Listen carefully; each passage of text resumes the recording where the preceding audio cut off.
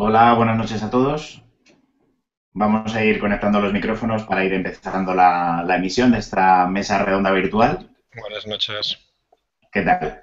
Hola, Pues buenas. nada, el propósito de este Hangout, de esta mesa redonda virtual, pues parte de un curso masivo en línea que se está realizando durante este mes. La plataforma Educa Internet plantea, pues nada, una propuesta de formación para el profesorado, la que pues pueda aprender y pueda manejarse dentro de los entornos de un uso seguro y responsable de las TIC. Y bueno, es parte de una formación yo creo muy necesaria, ya que las TIC han irrumpido dentro del panorama educativo pues, de forma bastante vertiginosa. Y no solo en el aula, sino casi más fuera es donde los chavales, adolescentes y en estas edades de la educación primaria, educación secundaria, bachillerato y universidad, pues se manejan como pez en el agua dentro de lo que sería un uso, pues no centrado en el aprendizaje, sino pues a lo mejor más bien dentro de su comunicación social, dentro del entretenimiento, dentro del consumo.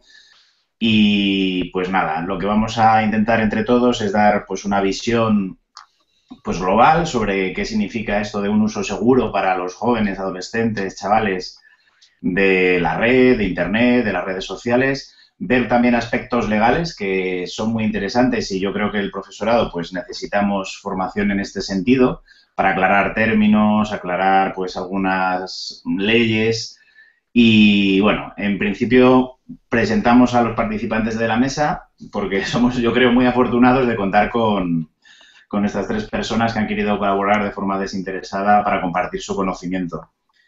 Entonces, pues nada, empiezo a hablar. Os presento a Bernabé, que es el que estoy viendo ahora mismo en pantalla, en grande. Bernabé es profesor maestro de Salesianos Atocha.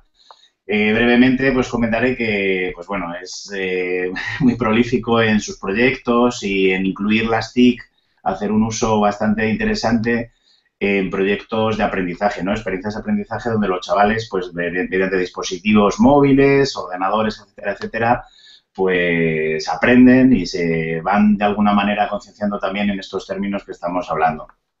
Bernabé, bienvenido y es un placer tenerte Bu- aquí porque vas a buena- aportar buenas tardes, noches. a la etapa de primaria, vas a aportar yo creo que muchas pistas para estos profesores de, sobre todo de estos cursos, quinto y sexto, donde las edades 11-12, pues es donde quizá aparece pues, el uso de estos dispositivos a, pues, a estos niveles ya más de redes, comunicación, etcétera, etcétera. Eso es. Por otro lado, tenemos a Charo Fernández Aguirre, que es profesora también de Salesianos Atocha. En este caso, pues es profesora de edades mucho mayores en bachillerato. Y la verdad que tener a estos dos profesores es un lujo porque nos va a dar también una idea de cómo de forma vertical y de forma coherente se trabaja en un mismo centro este tipo de cosas, ¿no? Este tipo de desarrollo de competencia digital tan necesaria, ¿no?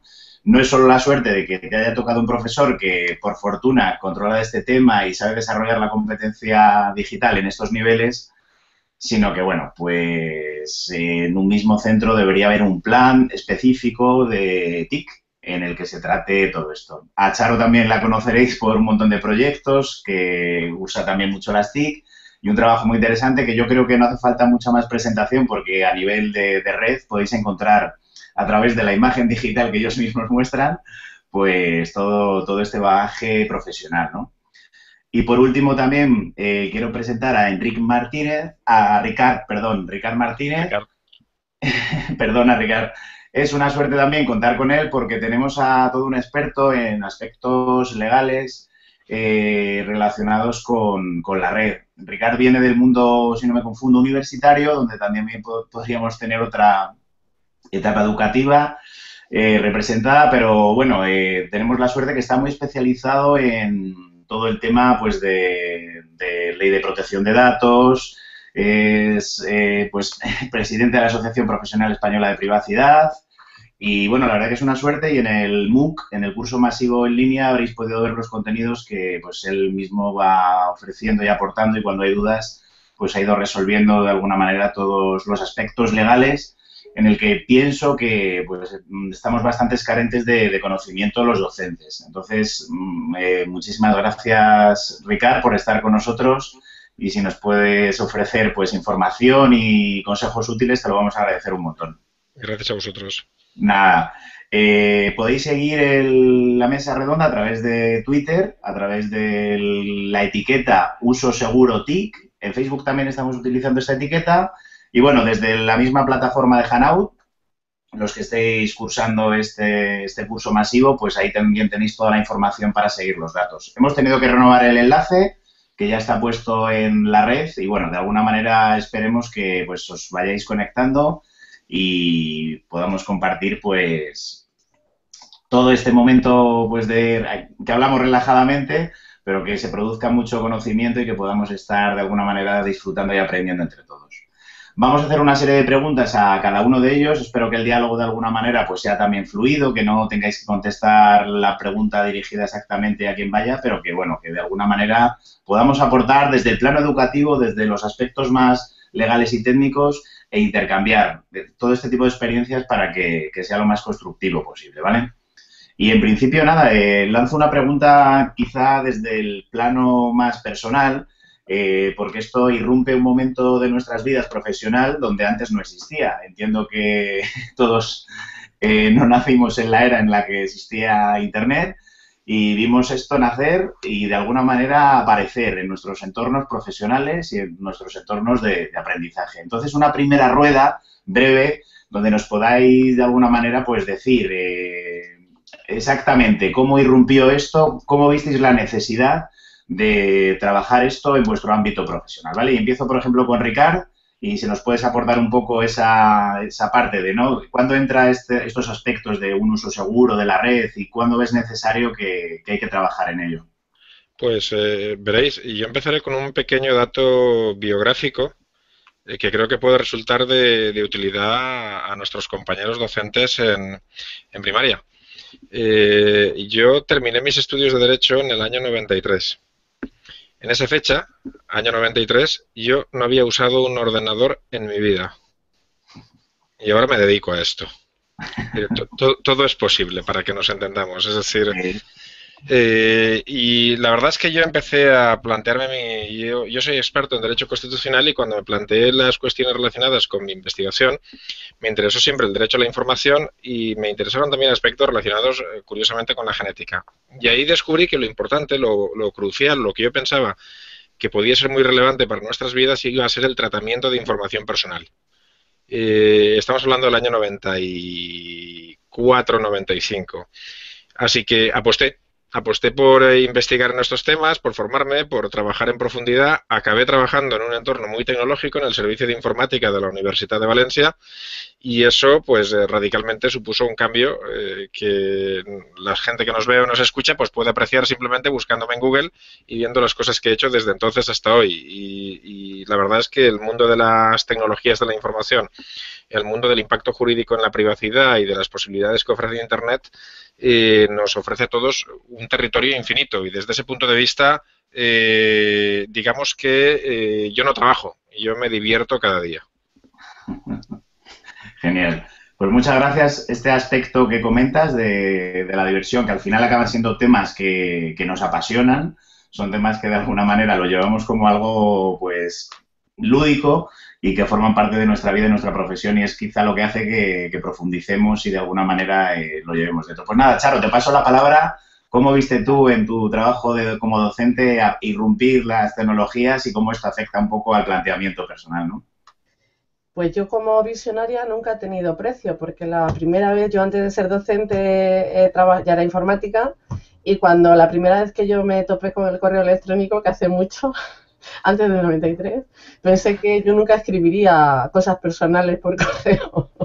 Después, más adelante, de docente, cuando la primera vez que vi Twitter, al principio dije, esto no tiene ningún futuro. O sea que, de verdad que, no, como visionaria, no he tenido precio. La vez que vi que realmente era importante el tema de la privacidad, yo creo que fue cuando lo sufrí en mis propias carnes. Es decir, yo creo que todos hemos tenido un momento de inicio en la red en la que hemos pecado de de ser como muy ingenuos. Claro, sí, ¿no? Entonces yo creo que por ahí hemos pasado todo. No te das cuenta del alcance que puede tener lo que dices y lo que publicas hasta que de repente hay un día que hay un boom, ¿no?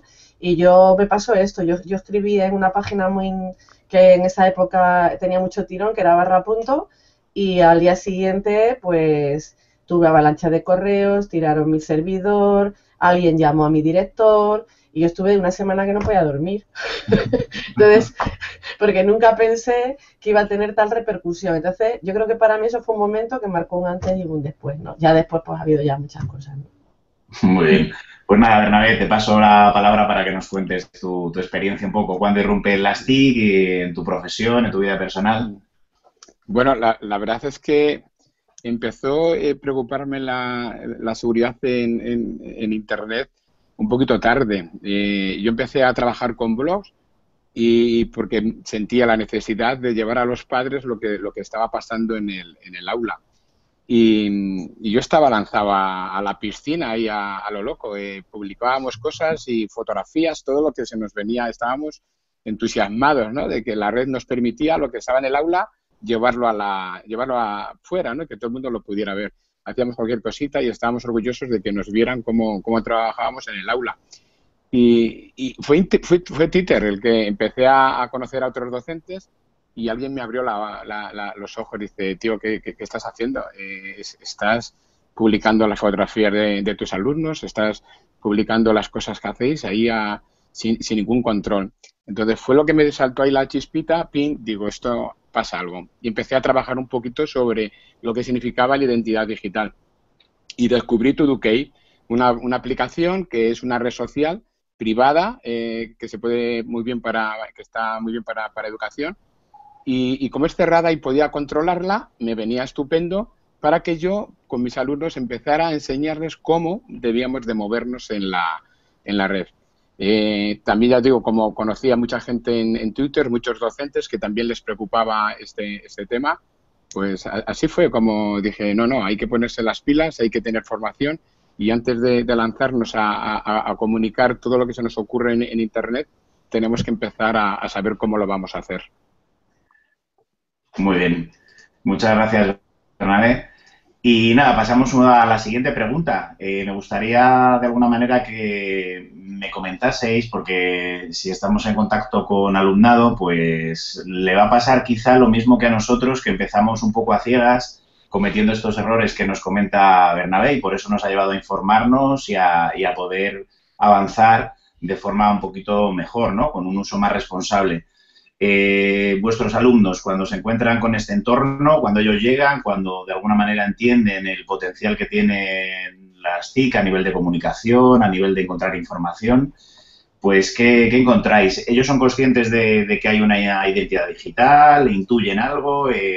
¿Qué dudas os comparten o qué cosas, pues de alguna manera os hacen ver que hay una necesidad ahí de acompañamiento por parte de los centros educativos? No cabe duda que también de las familias, pero ahora después hablaremos de ese tema. Entonces, te doy a ti, Charo, si quieres la palabra, y nos cuentas un poquito todo esto de cómo irrumpen las TIC en la vida de los alumnos, cómo de alguna manera son conscientes o no de su identidad digital y nada, qué experiencia tienes en este sentido con ellos.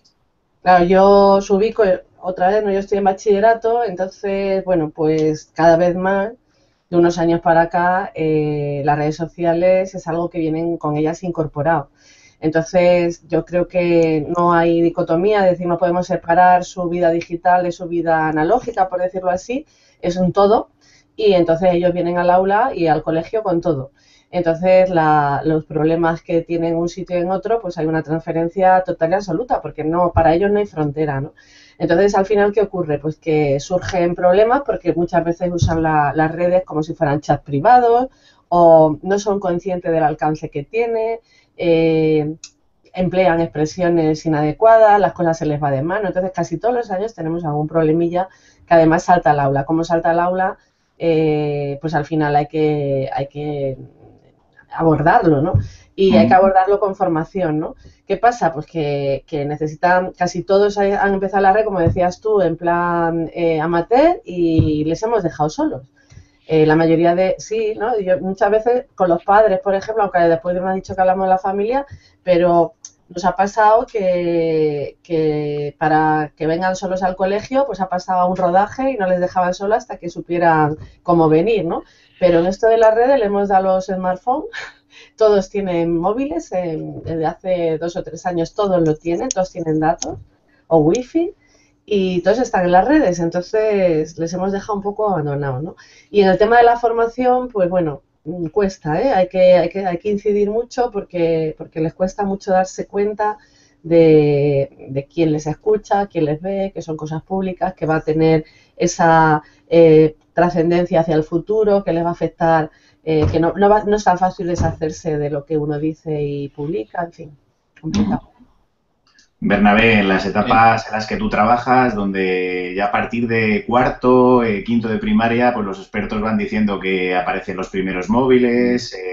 Entonces, ¿cuál es tu experiencia en este sentido? Sobre si los alumnos distinguen bien esa vida real, esa vida digital, si entienden cómo realmente es todo uno, ¿no? Como decía Charo, ¿cómo es tu experiencia en este sentido? No, cuando llegan al aula no lo entienden, ¿no? Nosotros tenemos en el colegio, a partir de cuarto de primaria, dispositivos móviles en el aula y ellos no entienden que eso es la misma vida, ¿no? Y que lo que hacen allí también importa, ¿no?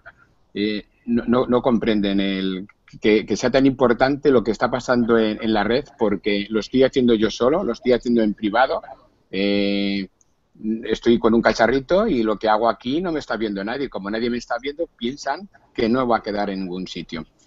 El problema es cuando llegamos al aula, empezamos a escribir correos y exigimos que lo que vamos a escribir pues siga unas normas, que haya unos saludos, que haya una forma de tratar a las personas y que eso es importante. Cuando luego pasamos a trabajar con documentos cooperativos a través de Google Drive, por ejemplo, y pueden ver que en un documento lo que tú estás escribiendo lo están viendo otras personas y que influye, entonces ellos ya empiezan a plantearse que esto es importante. Dice, ostras, es que lo que yo estoy escribiendo le importa a otras personas, influye en otras personas y queda constancia de que yo lo que he hecho ha quedado ahí. Una de las cosas que le llama mucho la atención es cuando trabajamos en esos documentos y por equivocación, sin ninguna mala fe, a lo mejor algún alumno borra lo que ha escrito otro. Y como siente culpa y piensa que le vamos a regañar, ay, es que no he sido yo, es que... Y ya dices, mira, es que tengo la opción de que puedo ver qué ha pasado, qué es lo que has hecho. Entonces eso les sorprende. Entonces empiezan a darse cuenta que lo que hacemos en la red siempre va a quedar ahí. Y que siempre va a quedar la baba de caracol. Yo siempre les digo, cuidado con la baba de caracol. Que cada vez que nos movemos queda ahí un registro. Y les cuesta entenderlo porque estamos teniendo muchos problemas. Empezamos en cuarto de primaria, no suele haber muy pocos. En quinto ya tenemos algún problemilla más. Y en sexto, a pesar de todo lo que vamos trabajando durante 3 cursos, siempre hay chicos que no son capaces de entender que lo que están haciendo en la red importa. Hoy un niño me hace un Instagram con el carnet del colegio, con todos sus datos. Dices, ¿cómo es posible que después de 3 años que estamos machacando sobre la imagen, seguimos esto? Entonces, es algo que cuesta. Y lo que dice Charo, dependemos mucho con menores de las familias. Necesitamos el apoyo de las familias. Entonces, es muy importante trabajarlo en el aula y luego, si quieres, hablamos de la familia, pero es muy importante el apoyo de las familias. Entonces, es un trabajar diario, cada día, sobre todos estos temas. Y ellos están llegando y a conocerlo, tristemente, la mayoría de las veces, por errores, ¿no? Y no somos capaces de adelantarnos antes de cometer el error, habernos adelantado para decir, oye, que si hacemos esto no está bien, para darle un buen uso. Muy bien. Y una cosa, te interrumpo, Javi, una cosa que estaba viendo este año, lo estamos viendo mucho, es que, porque bueno, mis alumnos están trabajándolo y han ido a contarlo a los alumnos de Bernabé. Y cuando a los alumnos les planteabas que trabajasen, cómo trabajaría perdonad, la identidad digital, pues resulta que, perdonad, sigue y porque me atraganto. Vale, no te preocupes, ahora no lo cuentas que va a haber oportunidad. Bebe agua tranquila. Sí, si os parece, mientras Charo se recupera, Claro, cuéntanos tú. os comento un par de cosas porque yo también tengo alumnos, pero de otras edades, un poco más talluditos, por decirlo así, y talluditas. Veréis, yo guardo un recuerdo particularmente imborrable de ciertos estudiantes de magisterio. A los que una vez al año solía recoger, por decirlo así, para hacerles una formación básica sobre lo que deberían hacer al ir a prácticas. Es decir, yo les trataba de enseñar cómo debían respetar los derechos a la protección de datos, cómo debían custodiar los datos de sus estudiantes y qué estaba en juego. Como comprenderéis, esto es una materia aridísima. Es decir, que te den una clase de derecho que no te has pedido es algo que se digiere mal. Y había que enfocarlo de alguna manera, así que decidí enfocarlo desde su mundo. Decidí preguntarles qué usaban ellos. A día de hoy sabéis que los estudiantes universitarios de todos los colores, también los de magisterio, se caracterizan por un triple elemento. Nadie lee su correo electrónico, todo espera recibir todo por WhatsApp y esencialmente son Instagramers o bien usan Facebook, por señalar algunos canales muy usuales.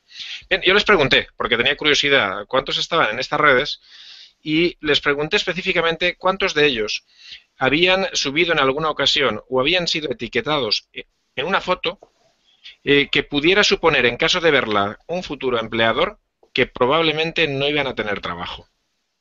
Más del 25% de una aula magna con 500 personas levantó la mano. Es decir, cayeron en ese momento, casi al final de su formación, en que habían estado conformando una identidad digital.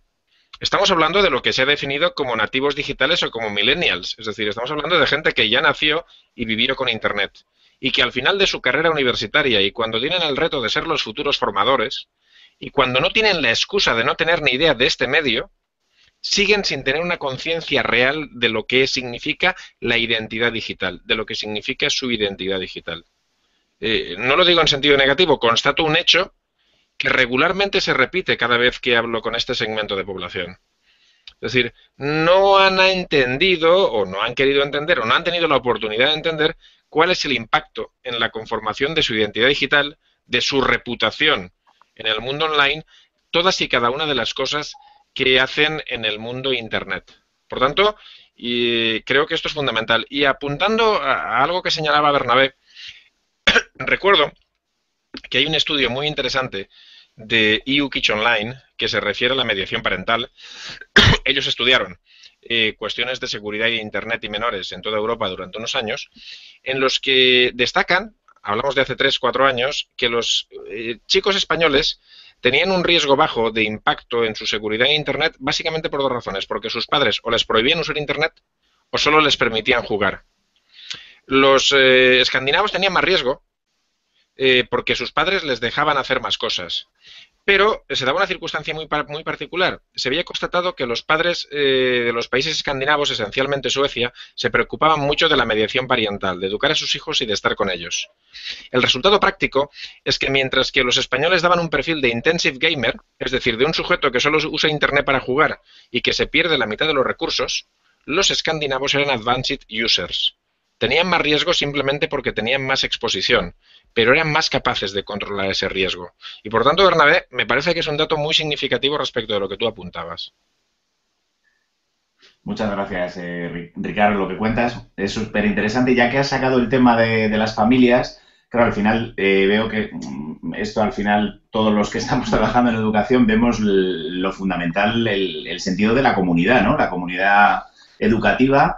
Y si ese acompañamiento no existe, pues en cada uno de los sectores en los que pues dejamos huecos o dejamos lagunas donde pues de alguna manera pueden producirse algunas cosas que pues por el propio uso, como dices tú, por tener ese contexto ya sea más o menos intensivo, pues aparecen pues esos momentos de pues en el que pueden pasar determinadas cosas, ¿no? Entonces, el papel de las familias para vosotros, y si quieres conectar, Charo, también con lo que se te ha quedado antes. Te voy a dar la palabra a ti, nos lo cuentas y luego retoma el tema de las familias para que podamos también compartir, pues eso, el protagonismo de las familias en esta cultura o en este contexto de educación dentro de un uso seguro y responsable de las TIC. Entonces, pues nada, Charo, te doy la palabra y nos cuentas un poco pues esa experiencia, ¿vale? Vale, sí, sí, lo que estaba diciendo antes sí que conecta, era un poco que a mí me llama mucho la atención cuando se trabaja este tema con los chicos, que ellos están acostumbrados a recibir información sobre qué problemas pueden tener, ¿no?, en la red, pero no que ellos pueden llegar a ser la fuente de problemas, ¿no? Es decir, que, y muchas veces lo que nos está pasando es que ellos son los que originan los problemas, es decir, no es que se encuentren a alguien, ¿no?, que ahora hay muchas palabras, que si el sexting, el grooming, el no sé qué, eh, no hace falta irse a esos extremos, sino que muchas veces los problemas que surgen están originados entre los propios chavales, ¿no?, porque no se dan cuenta, y además hacen cosas en la red que no harían en el pasillo del colegio, es decir, que se meten en insultos, provocaciones, en este tipo de cosas sin darse cuenta que de repente hay un momento en el que se les va de las manos, ¿no? Entonces, eso por un lado, y engancho con lo de la familia. Muchas veces cuando llamas a las familias a contar que ha habido este problema, son las propias familias las que no lo entienden. No lo entienden y tampoco le dan la importancia que tiene, ¿no? Entonces, yo creo que hay una labor también de formación a las familias, ¿no? De que entiendan con qué estamos trabajando y la influencia que puede tener en el futuro, como decía Ricard, en el futuro de nuestros niños, ¿no? Es decir, en esa identidad que se va formando como lava de caracol y que no es tan fácil deshacerse de ella, ¿no? Muy bien, muy bien. Bernabé, paso con el tema de las fotografías que nos puedes comentar.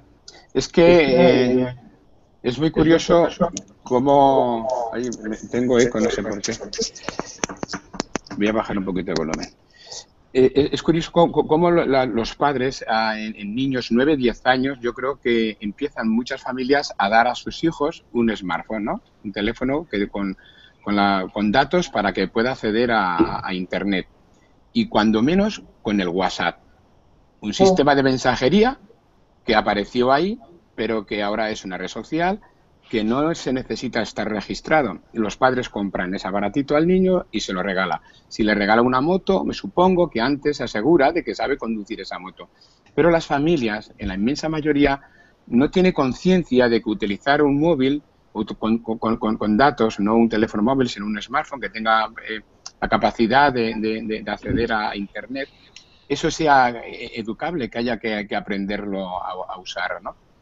Entonces, cuando tú les cuentas algo, les parece que le estás contando ciencia ficción. El último caso que he tenido es de un padre que descubro en la tableta de la niña, en el correo, que se ha dado de alta en una página de estas de segunda mano, ¿no?, de compra y venta. Y tenía un mensaje con una persona para concertar una cita para comprarse unos libros de Jerónimo Stilton. Llamas a la familia, le explicas, oye, ¿usted sabe que su hija tiene una cuenta de correo? Sí, pues no tiene edad para tener. No, pero sí, pero ¿usted conoce la contraseña? No, digo, entonces no tienes el dominio. ¿Te has dado cuenta de que tu hija tiene una cuenta en una página de estas? Dice, sí, es que yo también tengo una cuenta.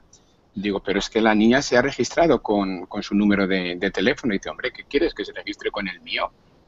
No era consciente del paso que estaba dando su hija. Ellos piensan que los hijos no van a hacer nada malo, que su hija no se va a comportar mal en la red. Lo que no es consciente es lo que a ella le puedan hacer. Y cuando le digo, oye, es que mira, tiene un correo donde hay una persona que no sabemos quién es, da su número de teléfono y quiere quedar con tu hija para darse unos libros.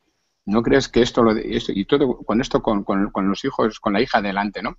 Entonces, no sé si realmente los padres son conscientes cuando dan un teléfono o tienen un dispositivo móvil con acceso a Internet, son conscientes de todo lo que puede llegar a hacer su hijo con ese aparato.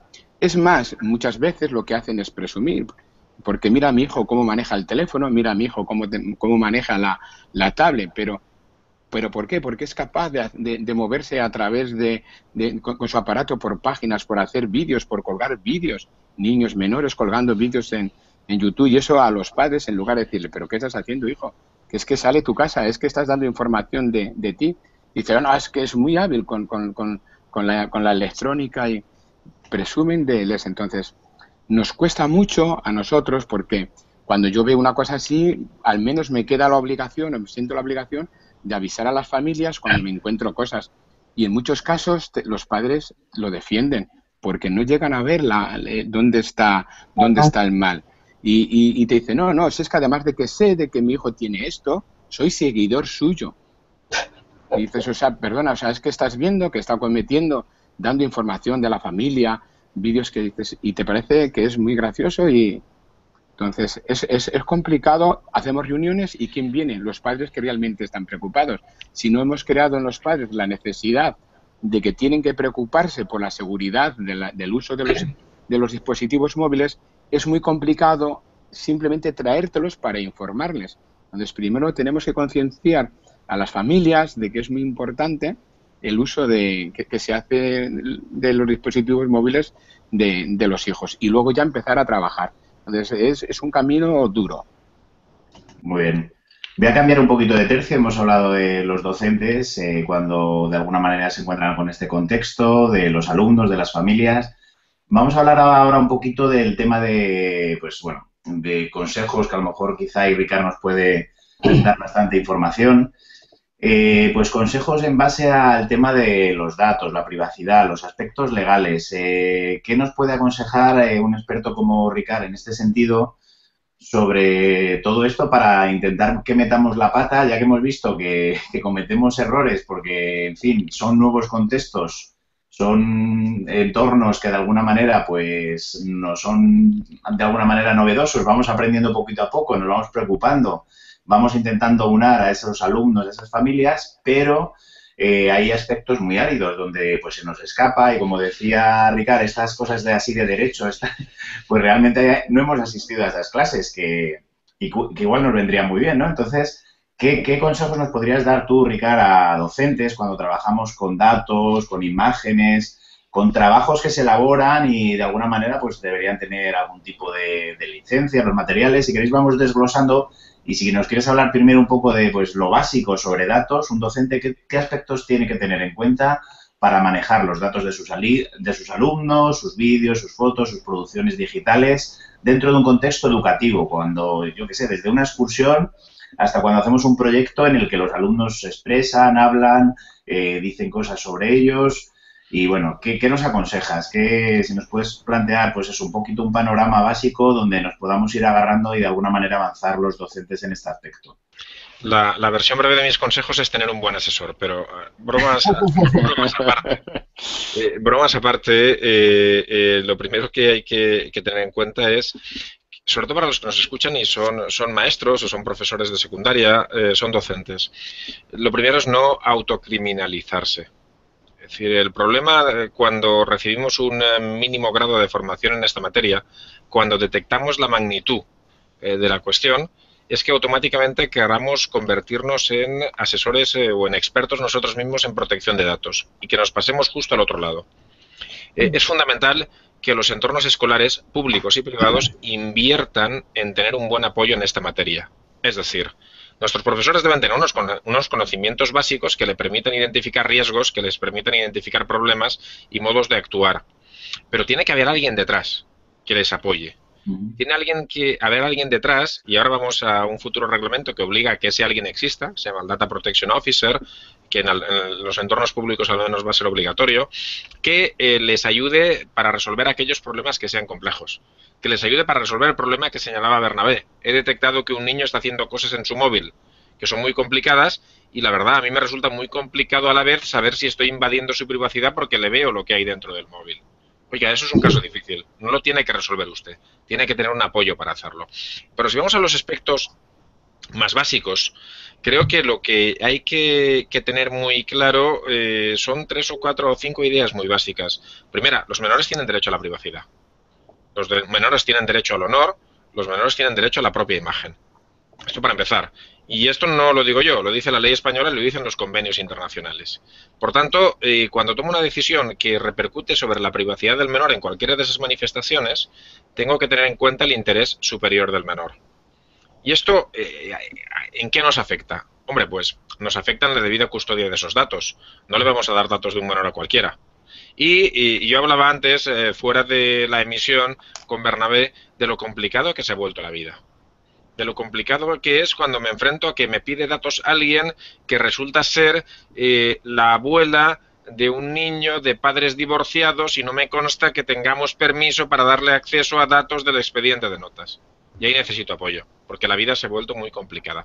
Pero vamos a la práctica docente, con algunos consejos prácticos muy directos. Primero, escoger bien el medio, el entorno. Hay entornos que son funcionales a ciertas edades y hay entornos que son funcionales a ciertas prácticas concretas. Por decirlo de alguna manera, nos enfrentamos a un problema de legalidad cuando utilizamos Twitter con menores de 14 años o de 13. ¿Por qué? Por la legalidad norteamericana y la española. Pero bueno, esto no nos impide empezar a plantearnos el estudiar si esa herramienta se puede utilizar con un seudónimo por todo el centro escolar. Y si puedo dar pautas para que el menor exprese opinión en Twitter y aprenda a expresar opinión, pero no revele información personal. Insisto, es un entorno complicado, es decir, escoger bien la herramienta. Hablabas, por ejemplo, de los vídeos. ¿Un niño no va a producir un vídeo como un trabajo escolar? Claro que sí, que va a producir un vídeo como un trabajo escolar. Faltaría más. Puede que yo necesite el permiso de sus padres, puede que tenga que hacer alguna gestión. Lo que me tengo que plantear es dónde expongo ese vídeo. ¿Cómo voy a exponer el vídeo de un menor en YouTube?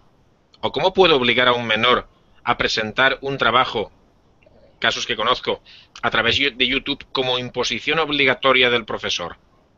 Tengo que tener en cuenta que lo estoy exponiendo su propia reputación, su imagen.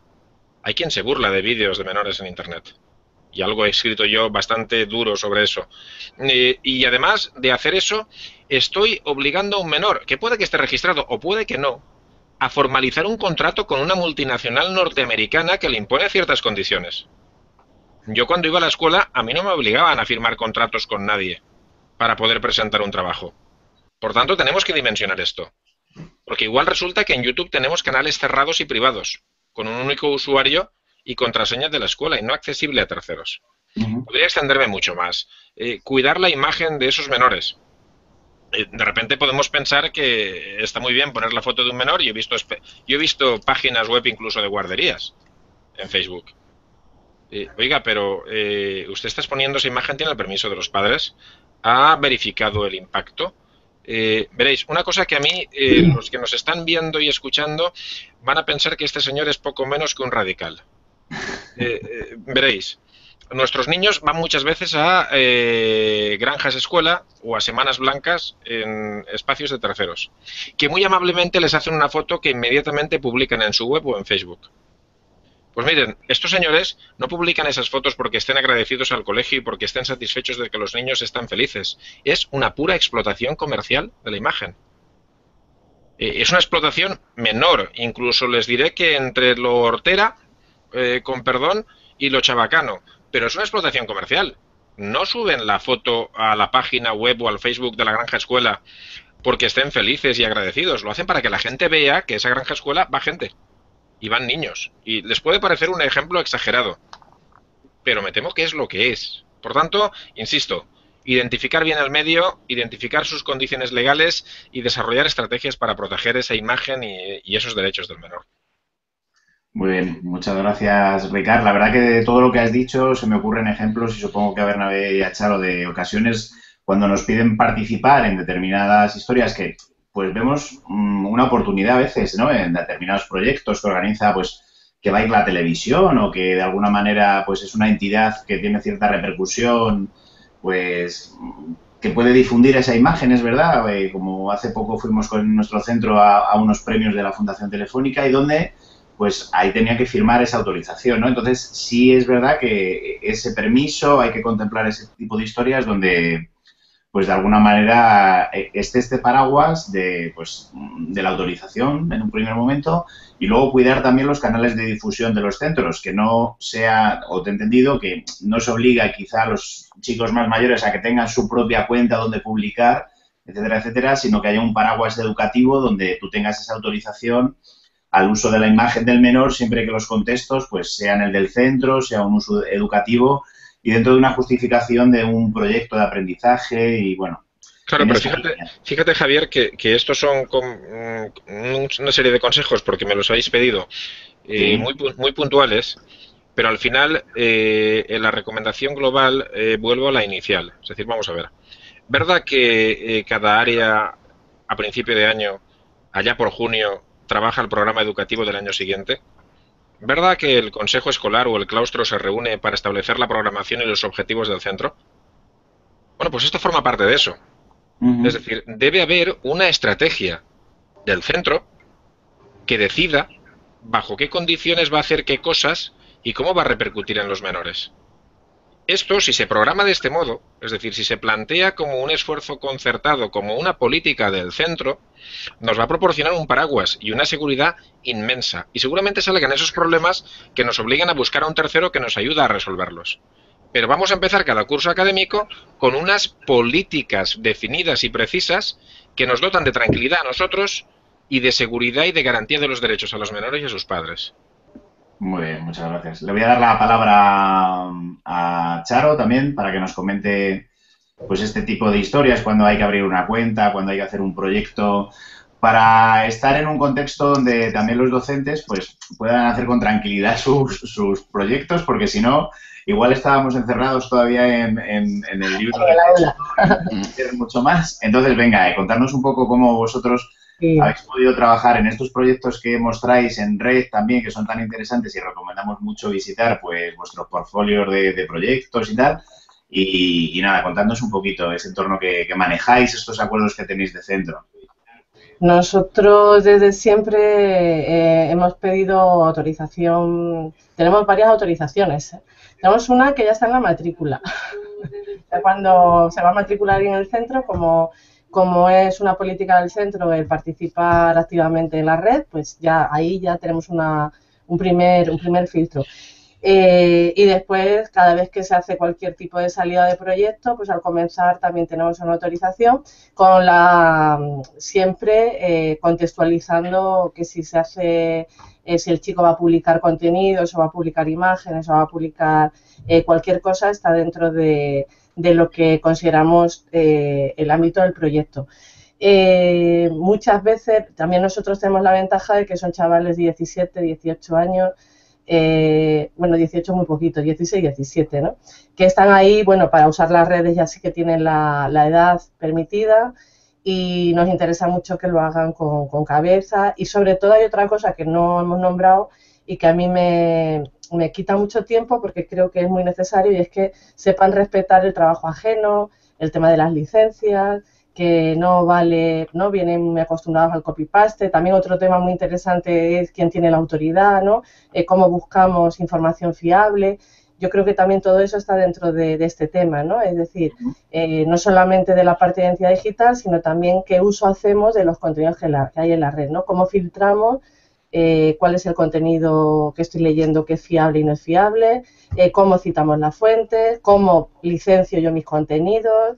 Y cuando uno empieza a generar, la mejor manera de que respeten el contenido ajeno es que sean ellos productores, ¿no? Porque enseguida se dan cuenta de la importancia que tiene ese tipo de cosas, ¿no?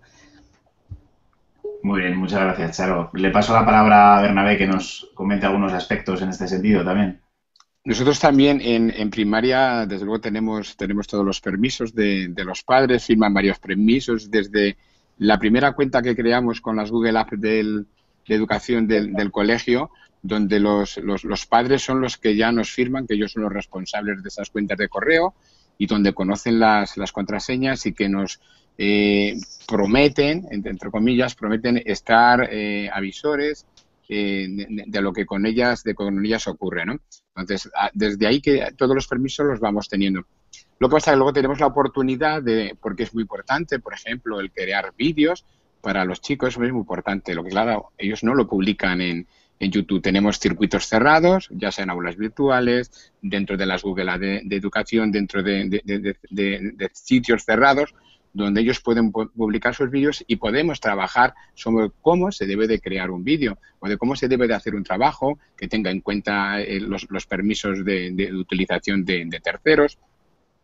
Y es importante ahí, entonces, para cuando ellos sean mayores de edad y tengan la oportunidad de llegar afuera y hacer lo que a ellos les parezca bien, haber recibido antes una formación.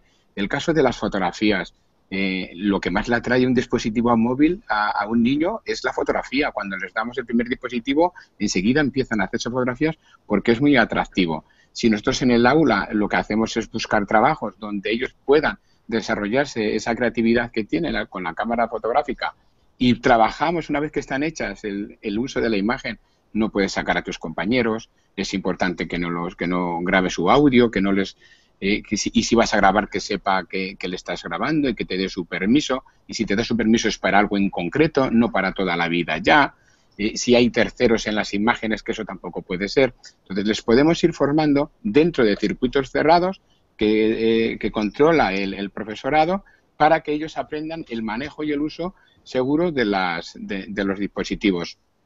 Si luego nosotros, en algún proyecto que queremos sacar a la luz pública porque nos parece interesante, entonces los que sacan las imágenes somos los profesores, siempre con el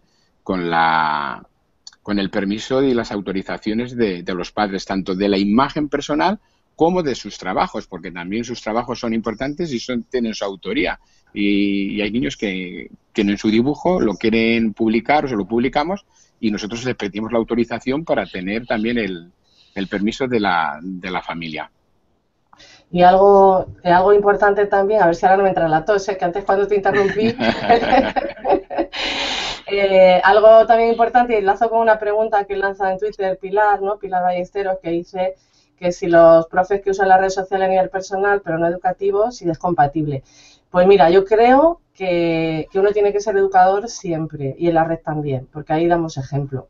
Entonces, si somos accesibles, nuestros alumnos nos pueden encontrar, pues tenemos que ser muy cuidadosos, ¿no? Porque estamos, al final, lo de predicar con el ejemplo es una verdad como un templo y entonces van a aprender también mucho de lo que estamos haciendo. Y desde luego, sí que nos prestan atención, ¿no?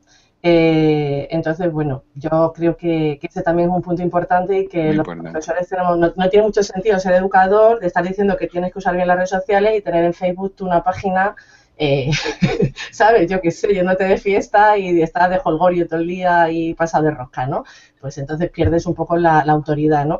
Y como estamos hablando, igual que para los chicos no pienso que haya frontera, para nosotros tampoco, ¿no? Entonces nos tenemos que pensar bastante cuando tenemos una identidad, una red, estamos en las redes sociales y estamos con nuestra identidad pública, pues que los alumnos también están ahí y nos ven, ¿no? Entonces hay que tener cuidado. Yo sobre esta materia quisiera plantear una cuestión de matiz que no es precisamente grata. Claro, aquí me toca hacer el papel de malo. Al fin y al cabo soy el de derecho y, por tanto, desgraciadamente siempre explico cuando me toca hacer el papel de malo que hacemos el papel de malo porque, desgraciadamente, nosotros acabamos enfrentándonos a la patología. Entonces, nuestra tarea es parecer gente muy dura, muy mala, muy exigente, pero precisamente para prevenir y para estar atentos a estas cuestiones. Veréis, en la presencia en redes sociales de un profesor que nos plantea Pilar Ballesteros, yo he detectado primero problemas en la misma línea en la que se señalaba, es decir, problemas reputacionales. Vamos a ver, pero también en términos universitarios, es decir, yo de repente me he encontrado hablando con compañeros de universidad, con los estudiantes, que se conocían al dedillo la vida de compañeros míos de profesión que tenían su Facebook abierto. Es decir, bueno, es que tenemos la responsabilidad de saber cómo es este medio y de saber que un Facebook es un espacio privado entre amigos y por tanto no es un espacio que necesariamente tenga que estar abierto, y si está abierto nos exponemos a que estos estudiantes obtengan algo que hace saltar también algo que ha sido, entre comillas, tradicional en la relación profesor-estudiante, y es donde me pongo un poco conservador. Yo cuando soy profesor, no soy colega de mis chicos. Ah, bueno, claro, eso está claro. Puede que sea colega y haya colegueo cuando dejan de ser mis estudiantes y porque son adultos, son mayores de edad y se establece otro tipo de relación. Pero no soy colega suyo, por tanto, ni soy amigo. Así que yo distingo muy precisamente ese tipo de relación incluso con estudiantes universitarios. Y me parece que hay un riesgo, que el riesgo por el que no pregunta Pilar Ballesteros es justo este. Es justo cuando el estudiante pretende trascender la relación que mantenemos a nivel escolar, en mi caso universitario, y decide hacerse amigo de uno. Y uno tiene ese problema. Y además el estudiante le sigue. Y si es una red abierta, el problema es todavía más serio. Es decir, en mi caso, yo lo tengo muy fácil. Son mayores de edad, son futuros profesionales y me relaciono con mis estudiantes en LinkedIn. ¿Por qué? Porque es la red para eso. Pero no me relaciono con mis estudiantes en Facebook. Ah, no, yo Puede- tampoco, ¿eh? Yo le digo a mis Claro, chicos en el Twitter, yo no sigo a mis estudiantes por claro. Twitter, porque además las razones me dicen, ¿por qué? ¿Por qué? Digo, porque me llenáis el timeline de chorradas, ¿no? Pero esa es un poco la explicación que digo en clase, pero por sistema no sigo a ninguno. Pero claro, es una red abierta y Eso ellos es. sí están Ahí yo sé que me restringidos. expongo, pero insisto, es decir, no es que sea insano, no es que sea jurídicamente prohibido, es decir, no estamos aquí viendo una película americana. Pero lo cierto es que sí que se pueden producir situaciones conflictivas, situaciones no agradables y situaciones que desde una perspectiva material pueden acabar afectándonos. Porque pueden, al final, los chicos son muy sinceros y nos ponen en un brete con lo que dicen o con lo que nos cuentan, que tal vez no deberían contarnos o no deberían contarnos por ahí. Mm. Muy bien, me parece muy interesante lo que estáis diciendo, porque claro, en redes abiertas como pues Twitter, pues es verdad, está esa exposición y tenemos que tener claro ese perfil o ese rol de que no somos desde luego para nada pues los colegas de nuestros alumnos, sino que hay unos roles diferenciados y ahí la oportunidad, ¿no? También de poder mostrar, como decía Charo, ser modelo o modelar ese comportamiento como docente, ¿no? Porque también conocemos casos de docentes que han hecho un mal uso de las redes, pues para, yo qué sé, sus propósitos personales, sus desahogos a nivel profesional y que de alguna manera pues han generado y han dado pues, cierto mal ejemplo, por decirlo de alguna manera, ¿no? Entonces sí es muy interesante pues que mira, estamos aquí, esto es algo público, pero este perfil pues de alguna manera soy responsable de lo que estoy poniendo y bueno, de alguna manera intento dar ejemplo, ¿no? Porque esa frase que ha dicho también Charo de que estamos educando siempre es bastante real, ¿no? Alguna vez cerca del centro he cruzado yo mal por la calle y bien que me la han dicho algunos alumnos. O sea que, sinceramente, pues estamos siempre mostrándonos como ejemplo a los más cercanos, ¿no? Ricard, te quería hacer una pregunta y dado que has dado pie a ser el malo de la mesa redonda virtual, me gustaría decirte a nivel, no para asustar tampoco, pero sí de alguna manera para estos padres que vienen, ¿no? Había otra pregunta en el foro del curso que estamos haciendo, pues cómo hacer ver a los padres el riesgo, ¿no? Y yo creo que sobre el tema de qué responsabilidades podría llevar el tema, ¿no? Y preguntan, ¿hay que meter miedo a los padres? Dice, creo que es similar a ir a 160 por una autovía. Bueno, no pasa nada, no pasa nada, hasta que algún día pasa, ¿no? Entonces, a nivel de responsabilidades, las familias, ¿cómo hacerles ver que esto es importante sin llegar tampoco a, pues eso, a meter un miedo exagerado como pues nos dices a ese perfil que tenéis, porque realmente es algo serio y sí es verdad que puede convertirse en algo bastante complejo, pero bueno, como has intervenido con tanto acierto y creo que estás dando una información tan valiosa, pues te pido también tu intervención en este sentido, cómo podemos orientar, aconsejar y de alguna manera no asustar, pero sí dar una buena información sólida que de alguna manera haga concienciar a los padres de la importancia que tiene dentro de las casas que esto se trabaje de forma pues seria, ¿no? Que esté ahí. Perfecto. Déjame solo una pequeña postilla sobre las anteriores consideraciones que hacíamos. Como profesores, tenemos que entender, y lo digo porque también lo soy en másters y a veces en grados, que nuestra profesión, de la mano de las tecnologías de la información y de la mano de la realidad social, ha devenido una profesión fuertemente sometida al escrutinio público. Ese es un cambio sustancial. Ya no ocupamos una silla de privilegio y ya no somos el maestro de la escuela que se iba a tomar café con el cura, con el guardia civil, con el notario y con los prohombres y promujeres de esa sociedad. Somos profesionales particularmente sujetos a la crítica y al escrutinio público. Puede que nos guste, puede que no, pero es la realidad. Y por tanto, esa visibilidad, ese ejemplo del que hablaba Charo, está ahí. Yendo a la cuestión que tú planteas, los padres. Eso es un territorio particularmente complicado, porque como Charo creo recordar y también Bernabé señalaba con ejemplos muy paradigmáticos, son sujetos también del esfuerzo educativo. Es decir, nuestro problema reside en que hemos asistido a una tecnología cuyo crecimiento ha sido exponencial y no lineal. Es decir, ellos no han visto coches que iban primero a 20 por hora, después a 40 por hora y después a 200 por hora. Ni carreteras con un coche, con 2, con 100 o con 1.000.000. Ellos han pasado de 0 a 1.000.000 de golpe, con toda una generación que no ha tenido esa oportunidad formativa. Por tanto, el primer esfuerzo, curiosamente, consiste en conseguir que vayan y que escuchen. Después, y yo os recomendaría, aunque sea una recomendación verdaderamente floja, utilizar todos aquellos elementos de recurso que, por tradicionales que sean, nos permitan ir poniendo pequeñas cuñas. Veréis, os contaré una cosa que os parecerá estúpida, pero que puede ser interesante. Siempre hay una actividad de fin de curso, ¿verdad? Un festival. O en determinadas semanas, como la Semana de la Paz o las semanas culturales, cosas que pasan a los que los padres asisten y pueden tomar fotos. Oye, qué poco esfuerzo cuesta el enviarles una circular recordándoles que está permitido tomar fotos, pero señalándoles que las fotos no se pueden subir a una red social sin el permiso de otros padres. Es una pequeña tontería, pero ese conjunto de esfuerzos repetidos a alguno le calarán, alguien preguntará por qué. Y después permitirme que os cuente un experimento que yo he tenido la oportunidad de hacer cuando me han pedido hacer voluntariado. Veréis, cuando me piden hablar con los niños de seguridad y privacidad en el mundo de Internet, suelo tratar de imponer una condición al centro docente. La condición es que la charla tiene que ser con los niños y con sus padres. Después hay una segunda condición. La segunda condición consiste en que los padres tienen que estar a las espaldas de los niños. No tiene que haber contacto visual. No pueden estar padre-niño, sino netamente separados. La tercera regla en ese evento, en ese juego, consiste en que los niños hablan todo el rato conmigo. Hablamos de sus cosas y de sus cosas en Internet. Os prometo que en todas las experiencias que he hecho de este estilo,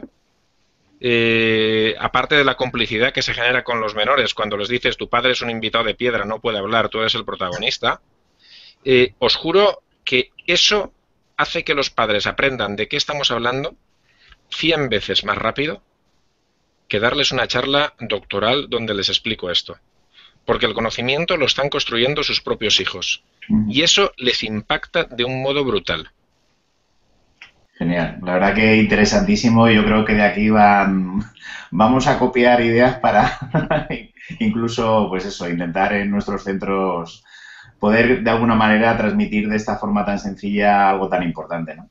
Hay otra pregunta por aquí de un participante en Twitter, Jesús Ángel, me parece, que pregunta que qué opinión nos merecen redes, aunque no cita cuáles, que relacionan a profesores y alumnos con avisos, mensajería, tema de calificaciones, ¿no? Supongo que habla de algunas plataformas o dentro de lo que puedo conocer en este sistema, pues podrían ser o entornos de plataformas online, ya sea Edmodo, Google Classroom, etcétera, etcétera. Entonces, bueno, como sé que habéis trabajado y antes pues habéis citado algunos ejemplos, Bernabé y Charo, os pregunto ahora a vosotros, ¿qué opiniones os merecen o qué oportunidades tenéis al utilizar este tipo de redes como Edmodo, Google Classroom, etcétera? Bernabé. Claro, no, son muy interesantes, todo lo que pueda ser comunicación, la familia, profesor, alumno, yo creo que está muy bien. Yo creo que está hablando de redes sociales cerradas. Me supongo que no estará intentando hablar de un Twitter donde aparecen calificaciones. Quiero entender que se refiere a entornos cerrados tipo Edmodo. Y son geniales. La única dificultad que podemos tener los profesores, los que somos así muy frikis como yo, pues de que le echemos más horas de las debidas, ¿no? Entonces es muy difícil a lo mejor marcarte los tiempos, es decir, oye, porque si no, cada vez que tu alumno tiene un problemilla o un padre tiene un problemilla, se lo vas a resolver. Dices, bueno, también tengo vida fuera del aula. Pero si se marcan bien los tiempos, si se marcan bien las normas de uso, yo soy de la condición de que creo que los profesores, a mí no me importa que me evalúen, creo que mi trabajo, todo lo que sea mi trabajo, puede estar al aire, que se vea, y me parece interesante, no sé, y que los padres nos ayuden a trabajar todos los contenidos, las competencias que estemos trabajando en el aula para que ellos las reciban. También te digo que a lo mejor cuando empiezas, la novedad sí que suele haber bastante padre implicado que va al mogollón, pero luego poco a poco se van quedando solamente algunos, ¿no? Que no digo ni mejores ni peores, ¿no? Se van quedando ahí algunos y nos puede dar mucho juego. Yo invito a los padres a que vengan al aula también, a que participen en las clases y estamos trabajando en algún proyecto que pueden echarnos una mano, les invito a venir al aula. El padre que consigue dar ese paso de venir al aula se siente muy bien, ¿eh? Porque tiene una experiencia nueva, ve que se aprende de otra manera y es gratificante. Entonces, esos padres que los tenemos dentro de nuestra red social interna, yo creo que son muy bienvenidos.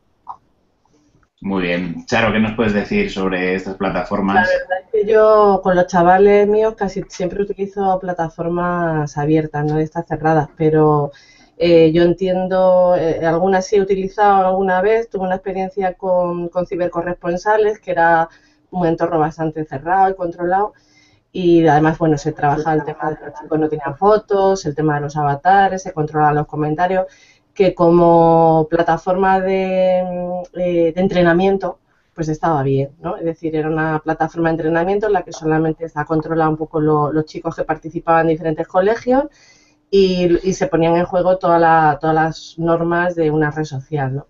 Pero bueno, yo creo que todas las herramientas al final no son ni buenas ni malas, sino depende del uso que tú hagas de ellas, ¿no? Y eso es una verdad. Entonces, estas herramientas tienen muchas posibilidades, pues usándolas bien, a mí me parece que pueden ser una alternativa bastante buena, sobre todo en determinados contextos, ¿no? Muy bien. Ricard, si has utilizado con los entornos universitarios este tipo de plataforma, ya nos confirma el compañero que ha hecho la pregunta que sí, que se refería al modo. Entonces, bueno, pues ¿qué me puedes comentar tú si has utilizado este tipo de plataformas y qué opinión tienes sobre ellas? Vamos a ver, yo he utilizado, la verdad es que las universidades tenemos el privilegio de tener nuestras propias plataformas. Entonces, digamos que nosotros somos, entre comillas, más tradicionales en el sentido de disponer de herramientas de aula virtual.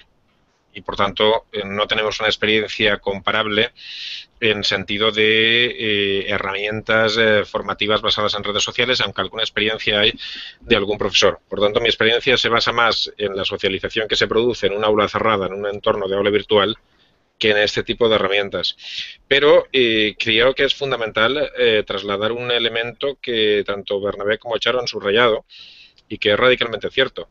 Es justo esto de lo que se trata. Es decir, lo que yo echo de menos es que se generen oportunidades de socialización en entornos educativos controlados y cerrados como este. Es decir, es ahí donde el aprendizaje del menor será impagable y además será en un entorno seguro. Y eso es lo que de verdad echo de menos. Es decir, que el mercado sea capaz de ofrecer ese tipo de herramientas y que, desgraciadamente, es decir, claro, si uno se pone aquí a reivindicar lo público, pues igual le suena raro a gran parte de la gente que nos escuche.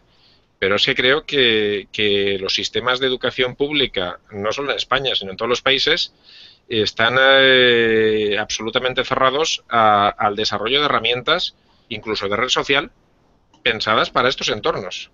Y entonces, pues seguramente estoy convencido de que, honestamente, un niño de hasta una cierta edad, que todavía su mundo es el que es, si tú le ofreces esa herramienta, no va a tener por qué sentir la necesidad de buscar herramientas alternativas. Y tienes un entorno educativo fantástico. Es una pena y lo digo en general, es decir, los interlocutores de esta mesa somos sujetos privilegiados. Pero tenemos una cultura de este estilo, hemos manejado herramientas y las aplicamos en nuestra práctica cotidiana. Pero ¿cuántos centros escolares existen donde esta cultura no existe? ¿Cuántos centros escolares conciben el smartphone o la tableta como un problema sin darse cuenta de que el smartphone, la tableta y las herramientas sociales ya no son algo ajeno a la docencia o a la enseñanza, sino que deben integrarse en ella? Me gustaría decir, uniendo a cuando hablaba Ricard, ¿no? de empezar de primero de 10 en 10, luego ya llegaríamos al 100. En primaria yo he utilizado en los primeros cursos, cuarto o quinto, una plataforma cerrada que se llama Tudukey. Es muy sencillita y Y los niños, los chicos necesitan expresarse, necesitan comunicarse, hablar con sus amigos, dar sus opiniones del último partido de fútbol o de un vídeo interesante que han visto en YouTube o de algo que ha sucedido o de que nos queremos felicitar porque es nuestro cumpleaños o porque es sábado por la mañana y estoy en mi casa aburrido y no tengo nada que hacer y tengo la necesidad de comunicarme con mis compañeros qué están haciendo, cómo llevan preparado el examen, si tienes hechas las tareas. Y Tuducay les permite todo eso a los chicos y al profesor tenerlo controlado e incluso animarlo. Y eso lo que hacemos es formarles. Porque lo importante es quitar los miedos. No estamos hablando de los peligros de Internet para que nos tengan miedo los chicos y no quieran utilizarlo, sino al revés. No, lo que queremos es que utilicen Internet y que si se sienten seguros lo van a utilizar con mucha mayor libertad y con mucha mayor alegría porque sabe que lo dominas. Si hemos sido capaces desde cursos pequeños de enseñar el respeto desde cuando empezamos a hablar con una persona, saludarle, ya vamos consiguiendo algo. Si somos capaces de que si yo soy capaz de poner un vídeo en YouTube porque me parece interesante y dar unas explicaciones de por qué me parece interesante, estoy educando para que cuando salgas fuera te comportes de la misma manera y no te encuentres con un mundo que va a 100 por hora. Aparte, yo me voy a poner en modo madre ahora, un momento, porque está hablando Bernabé y yo he tenido la suerte que Bernabé le dio clase a mi hijo. Y aquí ya cerramos, ¿no? Y hablando un poco de todo un poco, pues la potencialidad que tiene también de educativa las redes, ¿no? Porque al final, igual que nos enganchamos todos a este rollo de la red, tú imagínate un grupo de niños enganchados y aquí el amigo, Berna, le ponía problemas matemáticos que tenían que resolver a cierta velocidad. Pues de repente tenía al mono de mi hijo, que no había quien lo sentara a hacer los deberes, pues enganchado haciendo cosas de matemáticas porque pensaba que era un juego, ¿no? Entonces, a mí yo me acuerdo que eso ya hace unos años, porque ya mi hijo es bastante mayor, pero me pareció fascinante la capacidad de enganche y el cómo, aquí en este caso el profe le había dado la vuelta a una herramienta para utilizarla en educación, ¿no? Como una herramienta educativa, ¿no? Sin que los chicos además lo percibieran, ¿no? Que era lo mejor, porque para los chicos estaban en su tiempo de ocio, ¿no? Yo estaba en el sofá pensando que era el momento ahí que estaba jugando, ¿no? Ese fue muy bueno. Yo ahí tengo que decir que cuando hacía la reunión de padres, en aquellos momentos les decía a los padres, por favor, si queréis castigar a vuestros hijos, castigarlos sin libro de texto, pero no me les castiguéis sin ordenador, porque es la forma que yo tenía de poder motivarlos para que tuvieran ganas de aprender cosas. Y ahí fue que funcionaba. Y era horrible. Es que no pido usar el ordenador porque mi madre me ha castigado porque no he recogido la habitación. Digo, que te quite el libro de texto, pero que no te quite el ordenador, ¿no? Bueno, por ejemplificar lo que ha dicho Ricard sobre las plataformas, decir que, bueno, dentro de lo que es la Comunidad de Madrid, donde hay muchos profesores que están realizando el curso masivo, pues sí utilizamos bastante la plataforma que ofrece las aulas virtuales de Educamadrid, que, bueno, así en mi centro por lo menos entró este tipo de prácticas que han servido incluso de ensayo, porque ya en un entorno cerrado y en un entorno donde se empiezan a ver estas herramientas de mensajería, de foros, donde se presentan trabajos, pues ahí surgen verdaderos simulacros, ¿no?, de lo que luego pasará en un entorno más abierto, ¿no? Y entonces sí es verdad que se puede invitar a todos esos centros que quieran abrir pues estas plataformas, pueden solicitarlo al portal educativo de Educamadrid y pueden montar sus cursos, pueden ahí pues lanzar estos primeros pinitos a partir de nosotros en el centro. Lo usamos en quinto y sexto de primaria y la verdad que es una experiencia bastante satisfactoria, donde hay una seguridad pues de trabajo, pues entiendo que bastante interesante y que, bueno, que tiempo para seguir luego progresando, dando otros pasos, avanzando, pues habrá, ¿no? Pero me parece una oportunidad pues bastante buena, ¿no? Otra pregunta rápida antes de ir terminando, porque como se suele decir, esta gente tendrá que cenar y mañana es día de escuela.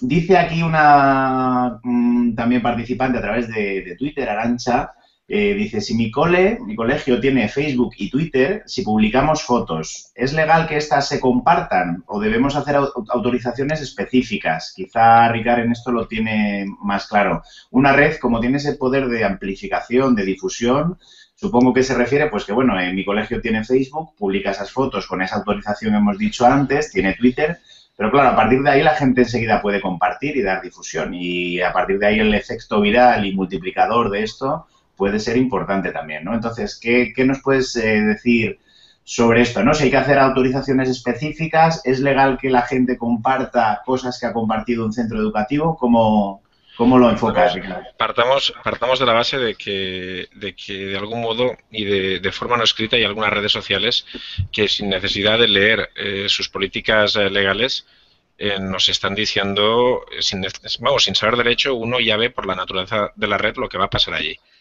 Es decir, Twitter tiene una herramienta que se llama RT. Y por tanto, estamos admitiendo que si publicamos cualquier fotografía en Twitter, cualquier usuario de Twitter tiene derecho a hacer RT. Además, Twitter, en su definición por defecto del sistema, permite guardar las imágenes. Por tanto, es decir, ya conocemos cuáles son las reglas de esto. Sí. Es decir, y yo para empezar ya sé que esto funciona así. Y del mismo modo que sé que en Facebook se permite el etiquetado, pero puedo configurar la privacidad para establecer ciertos límites. Lo que ha llevado, por ejemplo, sin ir más lejos, a Twitter en Estados Unidos hace casi un año, hace unos meses, a plantearse el generar álbums para personas solo autorizadas por los padres. Por tanto, partamos del principio básico y primario. Si voy a publicar una fotografía en un entorno de red social, inevitable e ineludiblemente esa fotografía va a ser compartida y va a estar a disposición de cualquiera que tenga la capacidad de conectarse. A partir de ahí, lo que me dicen las normas, lo que me dicen las leyes, lo que me dice tanto no solo la Ley de Protección de Datos, sino la Ley de Protección Orgánica de Protección Jurídica del Menor, es que para la disposición de la imagen de un menor necesito el consentimiento de sus padres. Y lo que dicen también, aunque el Ministerio Fiscal no le haga mucho caso a estas cosas, es que incluso ese consentimiento, si un fiscal considera que perjudica el interés superior del menor, podría ser revocado. Es decir, alguien podría decirnos, me da igual que usted tenga el consentimiento. Está exponiendo al menor, no puede hacer eso. Por tanto, ¿qué es lo fundamental?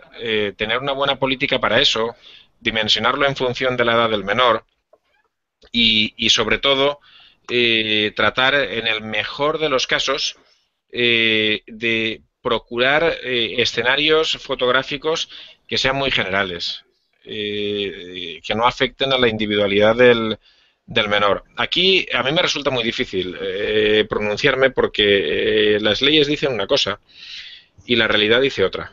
Claro. Las leyes dicen, las leyes se pensaron para los medios de comunicación tradicionales, los medios de comunicación de masas. Y desgraciadamente, aunque nosotros expresamente lo hicimos constar al Ministerio y lo hicimos constar en la Comisión sobre Menores y Redes Sociales del Congreso, la última reforma de la Ley Orgánica de Protección Jurídica del Menor no ha incorporado todavía estas cuestiones. Necesitamos que el legislador nos ayude y nos ponga reglas porque todavía desconocemos el impacto. Y aún así, yo me permito hacer de abogado del diablo y voy a poner un ejemplo que es voluntaria y conscientemente exagerado y maniqueo. Vamos a hacer un análisis de riesgos. ¿Qué es lo peor que puede pasar por publicar una foto de un menor vinculado a un colegio?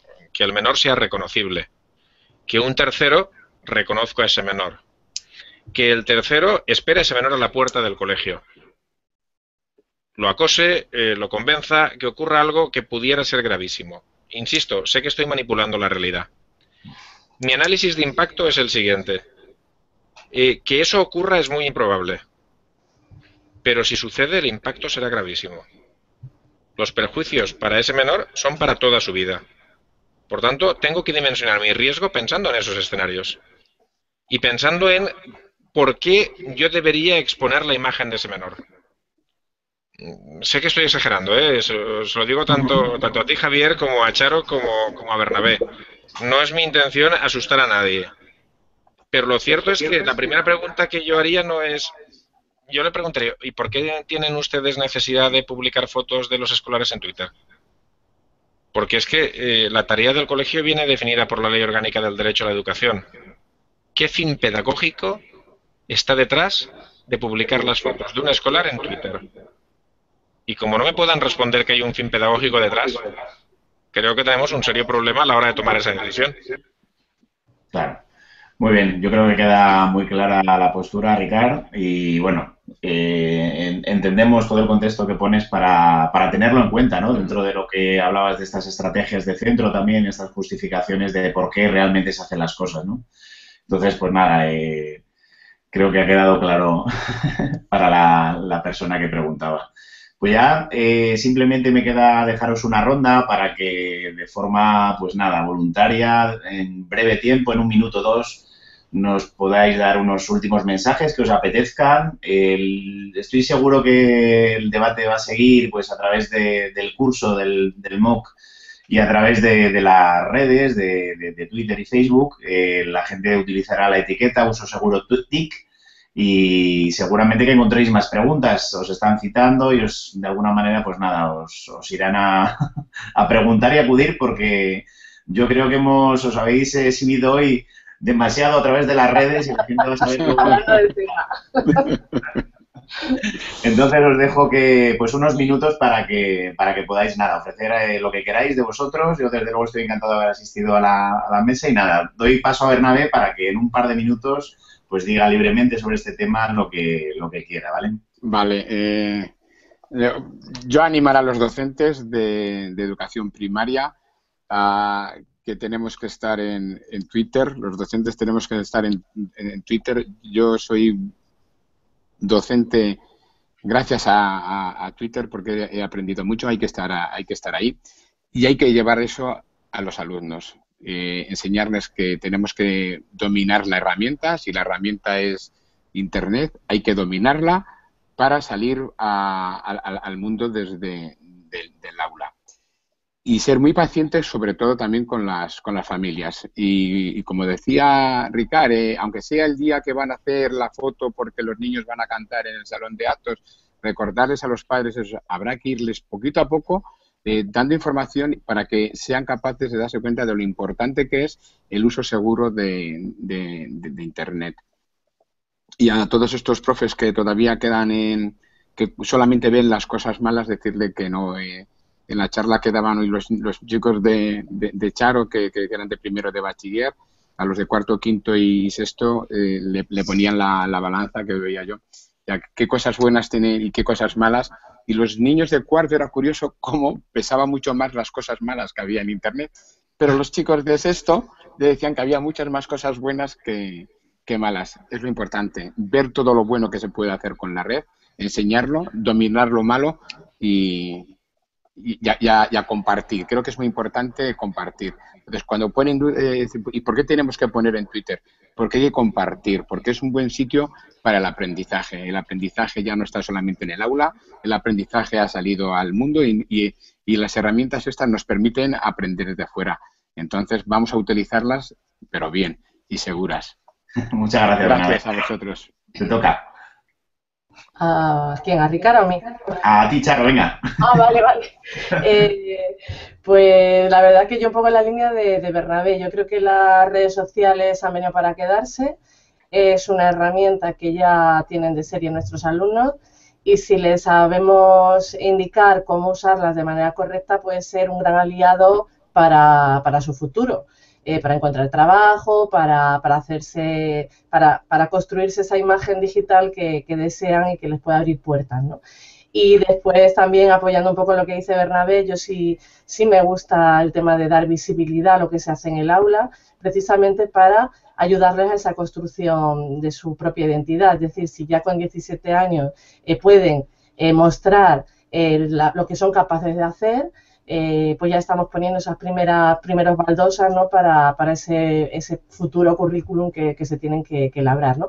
Y a los profes, pues hombre, pues que no pasa nada, que hay que saberlo utilizar, pues como yo siempre les pongo el ejemplo muy tonto de un coche, ¿no? Un coche es la máquina más peligrosa que yo conozco, ¿no? Pero todo el mundo lo sabe manejar y todo el mundo lo sabe conducir y la usamos porque es muy útil, ¿no? Entonces no hay que dejar de usar coches porque te puedes tener un accidente, ¿no? Pues con las redes pasa exactamente igual. Muy bien. Muchísimas gracias, Charo. Y nada, Ricard, esta rueda última ya para decir unas últimas palabras en esta mesa redonda. Pues veréis, yo aparte de agradeceros a vosotros y a quienes nos han seguido esta sesión que ha sido impagable, a mí se me han ido las ganas de cenar, ¿para qué mentir? Yo estaría aquí esta mañana, pero como creo que eso no va a ser posible... O sea, que sirve para adelgazar esto. Efectivamente, a mí me vendría fantástico. Como eso no va a ser posible, y yo que he estado escuchándoos a vosotros y tuiteando al mismo tiempo, y siguiendo a nuestros tuiteros, quiero retomar lo último que estoy viendo en pantalla, que es una intervención de Pilar que dice literalmente: los dispositivos móviles son toda una contradicción en los centros escolares. Mola hacer experiencias a la par que se prohíben. Bueno, esa es la cuestión. Es decir, tenemos un deber y un compromiso irrenunciable. Es decir, mucha gente que, como yo, trabajamos en privacidad, no queremos lanzar un mensaje del miedo. Queremos que nuestros chavales sean, lo que yo decía antes, Internet Advanced User. Y por eso tenemos entre todos que construir el compromiso de hacer posible que esos dispositivos móviles, que esas redes, que ese Internet llegue al entorno escolar bien dimensionado, adecuadamente trabajado. Y claro, ahí, desgraciadamente, estamos muy solos y yo de verdad quiero expresar mi solidaridad y mi admiración por vuestro trabajo. Pero claro, quien nos está escuchando ahora es de nuestro gremio probablemente, pero si algún día y por casualidad alguien cae en esto en YouTube y llega hasta el final, es paciente y llega hasta el final, hay que decirle que nuestros maestros, nuestros profesores, dedican todo su día a clase, no tienen quien les corra un turno, no disponen de tiempo para irse a una formación externa, cuando lo hacen sacrifican su familia. Gran parte de esto que nos ha contado Bernabé y Charo se construye en casa, en tiempo personal de uno, en fin de semana. Y por tanto, a personas como vosotros, motivaos, es fantástico porque sabéis lo que sacrificáis. Pero al profesor medio, al maestro medio, no le está llegando esta oportunidad. No hay un compromiso de los poderes públicos para darle esa oportunidad, para permitirle hacer ese esfuerzo. Y yo creo que hay que reivindicarlo. Pues nada, me queda daros las gracias a los tres. La verdad que ha sido súper interesante y dentro de un tema que puede resultar a lo mejor un poquito más árido que otros, como hablar de experiencias en sí más didácticas y tal, la verdad que me ha encantado la experiencia. Me quedo con muchísimas frases de las que habéis dicho e ideas y la verdad que van a dar pie, yo creo, a hacer una pequeña síntesis que podría servir incluso para tener esa hoja de ruta que decía Ricard sobre cuando acaba junio o cuando empieza septiembre, tener esta estrategia y estos planes para poder abordar ese trabajo tan magnífico que hacen docentes como vosotros, ¿no? Voy a agradecer antes de que desconectemos pues a Enrique Barra y a Monserrat Fernández que están trabajando detrás dentro de lo que sería el MOOC, a la gente del Centro Regional de Innovación e Información del Profesorado de la Comunidad de Madrid, desde donde se está dinamizando parte de este curso masivo, a Abel, que ha estado en la parte técnica y ayudándonos a conectar y que todo se escuchase y se viese bien.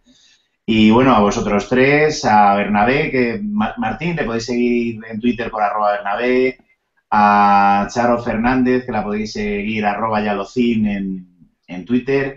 Y luego a Ricard Martínez, no le conocía personalmente, he tenido la oportunidad hoy, pero la verdad que ha sido un verdadero placer, porque dentro de esta perspectiva suya, que tiene un terreno difícil para conectar con los alumnos en el entorno universitario y quizá con nosotros los profesores, pues la verdad que lo ha hecho fantásticamente ameno y hemos disfrutado y sacado yo creo que información valiosa. Su Twitter es @RicardMM. Y estoy seguro que nada, los tres os van a llover preguntas y dudas y consultas para seguir avanzando en este terreno que veo fundamental, ¿no? Para trabajar el tema de la competencia digital, un uso responsable y adecuado de las TIC. Muchísimas gracias a los tres y un placer. Y nada, esperamos a que nos desconecte Abel para nada, podernos ir ya a cenar. O el que se quiera enganchar, seguro que hay otras mesas redondas virtuales en otros entornos y poder seguir la noche en esta línea. O sea que nada, muchísimas gracias y espero que nos veamos pronto. Nos vemos en la red. Nos vemos. Un abrazo, Javier. Gracias y buenas noches. Hasta luego, Ricard. Chao. Hasta luego, hasta luego.